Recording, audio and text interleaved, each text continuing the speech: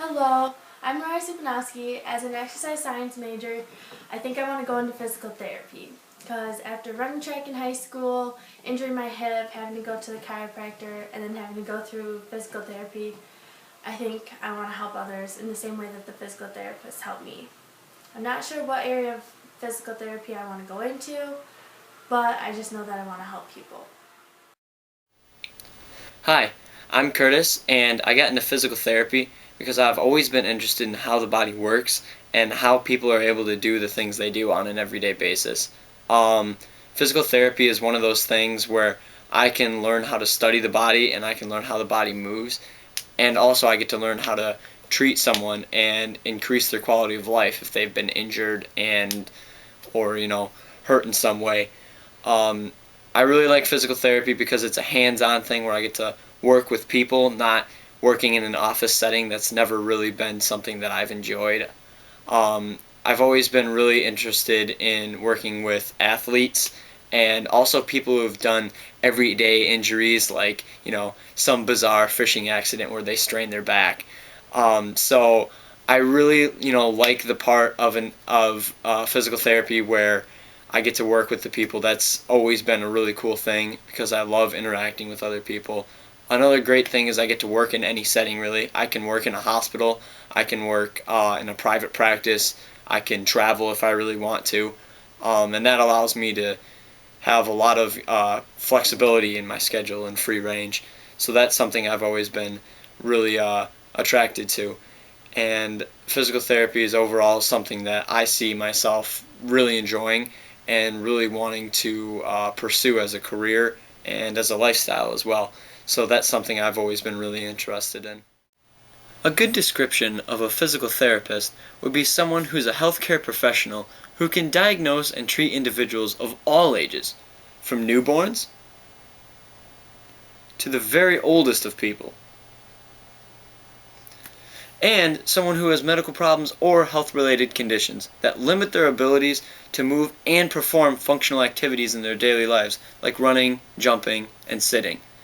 In addition, PTs also work with individuals to prevent the loss of mobility before it occurs by developing fitness and wellness-oriented programs for healthy and more active lifestyles. Things like CrossFit and preventative movement activities like stretching classes and other exercise classes. And that is basically a very good description of a PT and what they do. As for students who want to become physical therapists, the job outlook is very good. There should be an increase in jobs in many places such as hospitals, private practices, schools, sports facilities, and nursing homes. As for 2010, the median pay was $76,000 per year or $36.69 per hour. So, what do you like most about working as a physical therapist? The ability to have an impact on making people feel better. Okay. People come in with pain, they leave without pain. It improves their quality of life. Our motto here is we restore hope, health, and happiness. And a lot of times, because we're sort of a clinic of last resort, people come in here thinking it's hopeless, they're never going to get any better. The first thing we restore is the fact that, yeah, there's a chance for it to get better. Once we get them healthier, then they start to get happy. So that's a big part of what we do. You own the practice, Right. correct? What do you think the benefits are of owning your own practice? The benefits of owning your own practice is you can set the direction that you want to go in, whether it be sports medicine, geriatrics, pediatrics. You can decide where you're going to, steer the company towards. You're a little bit more flexible with your own individual hours. You can control that to some degree, and you can determine who you work with. What people you get on the bus, and I'm fortunate I've got absolutely wonderful people working with me now. So. What is your favorite type of physical therapy? Like what you do here? What is your favorite thing to do with patients? Boy, that's a good question because it boils down to getting them more functional, getting them less pain. I do a lot of spinal rehab, a lot of backs. Right, all I can say is recently the the most rewarding has been migraine treatment. I've had 3 different patients come in that have had migraines for anywhere from 2 months to 2 years, and following their second visit they've been migraine free. So that's been really rewarding, because that has a huge change. These are people that were laying in darkened rooms with wet cloths over their face 2 to 3 times a week, and now aren't having to do that. So that's been really enjoyable. Wow, fantastic. And do you have any, say, advice for physical therapy students? Yeah, definitely. You're going to get bombarded with learning all of the anatomy, physiology, biochemistry, all of that sort of stuff, and that's huge. It's very important.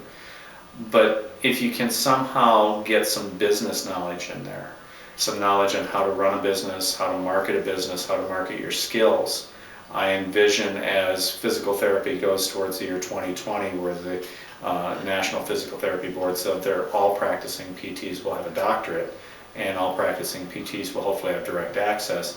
You're going to see less and less physical therapists being under the realm of hospitals, being under the realm of other people, and they're going to be leading their own businesses. And having gone from working in a hospital, working in private practice, and running my own business, the biggest adjustment has been learning how the business aspect of running a business. Even if you're not going to do it, even if you're going to be in a hospital setting, hospitals are marketing things left and right nowadays. I mean, you see so many ads for that. A physical therapist that has some knowledge with that will be ahead of the game in a hospital setting. Throughout history, people have used their own forms of physical therapy in their homes or in their towns, but starting in the early 1900s is when physical therapy started to be taught in colleges. The first college that taught physical therapy in the U.S. was Reed College in Portland, Oregon. And now to the education. First of all, before you get this, you need to attain a couple things. Obviously, you need to get this. A little less important, but still, you need to get that, and before that you need an internship and volunteer hours in order to get into PT school. Your graduate degree, in order to get this, would be a 3-year program instead of a 2-year, because now it's a doctorate instead of a master's degree. Also, at the end of your graduation process, you also need to get state licensing, which means a state test based on things that you've learned and things that you're going to use in your profession. Something else that you need to do and make sure to have is good letters of recommendation to get into graduate school, one from a professor and one from a practicing professional physical therapist. And then to remain licensed, after you've attained your degree, you need to participate in continuing education, which is obviously something that you would learn more about once you became a professional. But that's about all there is to the education. Seems simple. It's a little bit harder than 40-second conversation on it, but I'm pretty sure that you get the point.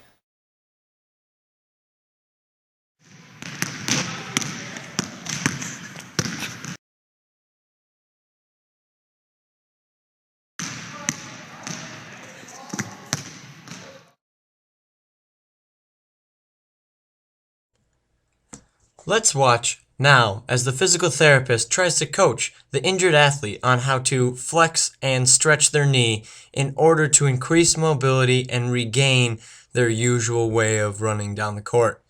See how the therapist coaches her on how to properly stretch and flex her knee.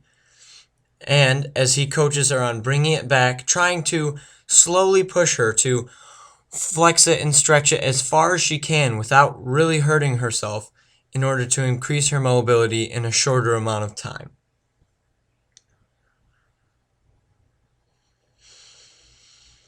And here, as he coaches her on hip flexibility, to try and regain that swinging motion that many athletes have when they're running along the court. And as he pushes her strength just a little bit to see how far she can bend, to see how far she is injured, he also coaches her and says, "Okay, let's see how far you can go without hurting her."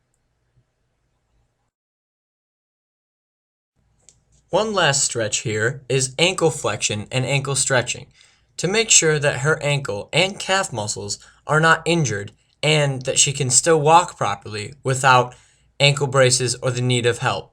So, as seen here, they stretch and flex to make sure she has mobility and usage of her ankle.